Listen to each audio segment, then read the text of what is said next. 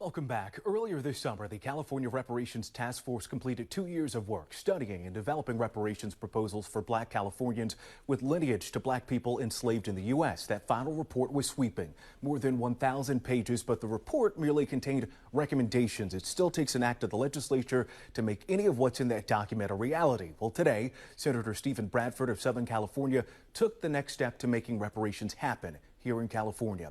He joins us live now via Zoom from his office in Sacramento. Senator Bradford, we appreciate your time. Thanks for being here. Thank you for having me. Of course. The amendment you introduced today to SB 490 is the first step in making reparations happen here in California. It's important to note, though, the bill won't be heard until the next legislative cycle. So why act now?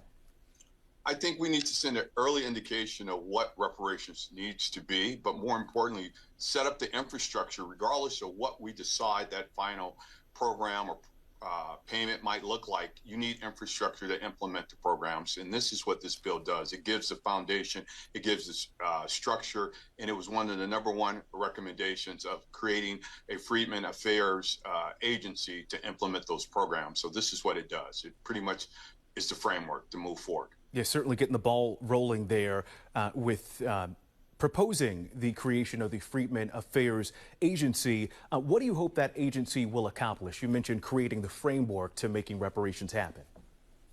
I'm hoping it's going to be the tool, and I'm not hoping, it has to be the tool for implementation, regardless of what those reparations look like at the end. You need infrastructure, you need an agency, and this agency will oversee that. It will help also identify those men and women who are direct descendants of chattel slavery here in this country and help them qualify for the reparations, and putting structure to the various programs that we hope to implement, whether it's continued education, whether it's health care, whether it's child care, you name it. You're going to need an agency to oversee this. So we look for it to, like I say, to be the foundation for moving forward for California's reparations program. And we have on the screen right here some of the things that the Freedmen Affairs Agency would oversee. As you mentioned, everything from establishing that genealogy to distributing business grants, facilitating employment training, processing direct compensation payments, if that is to happen. But as you noted, some components of the office would still need some additional legislative support. So do you plan on, I imagine at the start of the next legislative cycle, introducing some additional bills to build out some more of the framework of what you all outlined in that final report by the California Reparations Task Force? It's going to require numerous bills, not just by myself, but my colleagues of the Black Caucus, and hopefully our non-African American allies as well, to truly stand up this agency and the programs that need to come from it. So this is just the very first step. Again, I see a half a dozen to a dozen more bills in the various categories that we're talking about, making it part of reparations. So again, an education component, a healthcare component, a home buying component, you name it, we're gonna have to have those various bills that deal with those areas specifically. So again, this just provides us the foundation, the framework to go forward. As you noted at the top of the interview here, you said that you creating, or at least amending SB 490 right now is sending out an early indication of what you plan to do as you introduce, or perhaps your colleagues as well, introduce a number of bills to make reparations a reality here in California. And you also said that you hope that that support isn't just contained to the Black Caucus there in Sacramento. Have you received any early support from your colleagues in the Senate, perhaps in the House as well, to signify that they are willing to work with you? They are interested in making this happen? There's been great interest expressed by our colleagues, but again, without seeing anything specific. I can't just, identify individuals on a specific issue, but overall reparations, there's been a open willingness to discuss what that might look like in the future. And I have to admit, there has been some pushback as well. I mean, it's some folks who still haven't wrapped their arms around it. That's why I'm encouraging my colleagues during this break over the next 3 months to read the report, not only the interim report, but the final report, because it speaks to why this is owed, why this is due, why this is so important.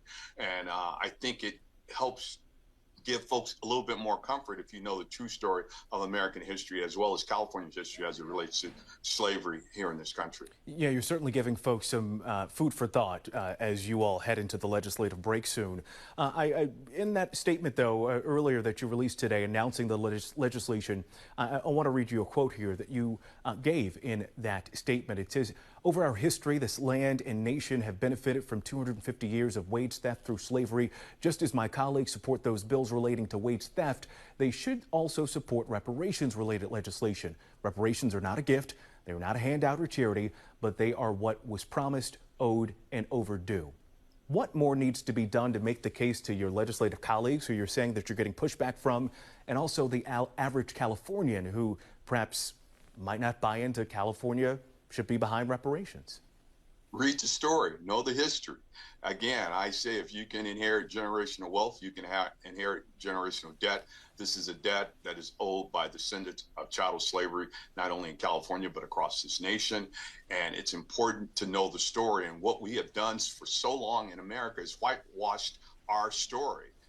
It is often said there are stories that made America, and then there's stories that America has made up. Much of what we teach in our school is stories that America has made up.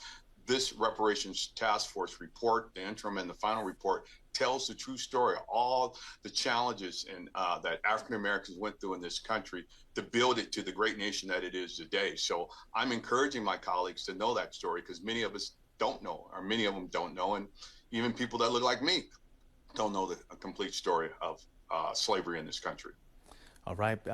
California Senator Steven Bradford, we really appreciate your time. Thanks so much for joining us here. I know in our previous conversations you said you term out in 2 years, and you hope at the end of that 2 years that you will be able to make some substantial pushes toward reparations. So we will continue to follow this here on ABC 7 News. Thanks for being here.